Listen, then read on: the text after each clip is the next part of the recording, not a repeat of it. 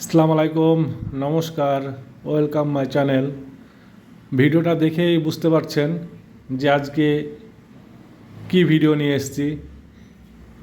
এটা হচ্ছে ভাগীরথী নদী বা গঙ্গা নদী, তার উপর দিয়ে যে ব্রিজটা হচ্ছে সেই ব্রিজটা দেখছেন আপনারা।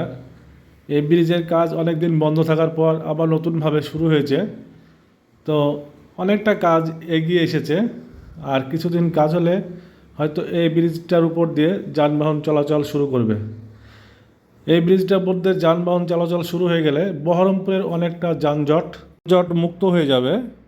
তো ফ্রেন্ড, আজকের ব্লগটা কেমন লাগলো অবশ্যই কমেন্ট, শেয়ার, লাইক এবং আমার এই নতুন ইউটিউব চ্যানেলটা সাবস্ক্রাইব করে দিবেন এবং আমার পাশে সবসময় থাকবেন।